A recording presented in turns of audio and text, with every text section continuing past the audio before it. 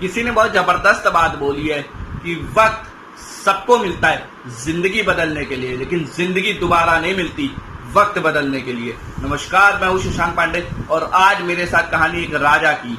राजा जो बहुत दान पुण्य करता होता है। तो एक बार की बात होती, इसके दरबार में एक महात्मा आते हैं, तो काफी ये दान पुण्य करता है। महात्मा खुश हो जाते, तो महात्मा इसको एक ताबीज देते और कहते, बेटा इस ताबीज को तभी खोलना जब तुम बहुत ज्यादा मुसीबत हो, जब तुम्हें लगे कि सारे रास्ते बंद हो चुके, अब मेरा बचना नामुमकिन है, उस वक्त इसको खोलना। और अगर इससे पहले ताबीज को तुमने खोला तो ये बेकार हो जाएगा। खैर, राजा उस महात्मा की बात मान जाता है और उस ताबीज को अपने गले में धारण कर लेता है। ऐसे ही कई समय बीत जाते, कई वर्ष बीत जाते। तो एक बार की बात होती, राजा शिकार पे निकला होता है। तो शिकार खेलते खेलते अचानक वो अपने सैनिकों से दूर हो जाता है, रास्ता भटक जाता है और चलते चलते दुश्मन देश की सीमा में प्रवेश कर जाता है। लेकिन जब तक राजा को ये आभास होता है कि मैं दुश्मन देश की सीमा में आ चुका हूं, बहुत देर हो चुकी थी, और सामने से देखता है कि कुछ सैनिक जो दुश्मन देश के थे इसकी तरफ आ रहे होते, शायद उन्होंने इसको देख लिया होता है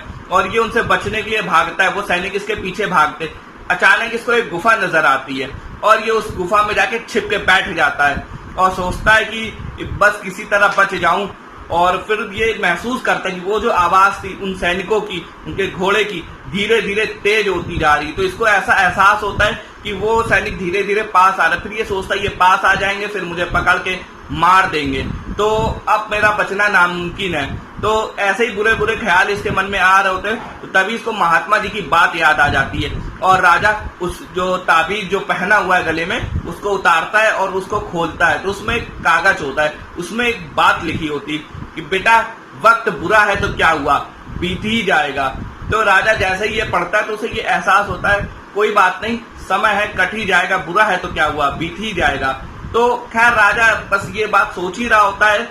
जो आवाज तेज हो रही थी, धीमे धीमे धीमे धीमे वो आवाज धीमी होती जाती है। तो राजा को ये समझ में आता है कि वो लोग मुझसे दूर जा रहे हैं, मतलब वो लोग ढूंढा होगा, उन्हें मैं मिला नहीं होगा, इसलिए वो लोग अब जा रहे हैं। तो जैसे ही अंधेरा होता है तो रात के अंधेरे में राजा वहां से निकलता है और धीरे धीरे धीरे जब वो चलता जाता है तो अपने देश की सीमा में भी प्रवेश कर जाता है और धीरे फिर सुबह तक अपने महल तक भी पहुंच जाता है। ये एक छोटी सी कहानी हमें बहुत बड़ी शिक्षा देती है कि वक्त की एक बहुत बड़ी खासियत है, अच्छा हो या बुरा हो बीत ही जाएगा।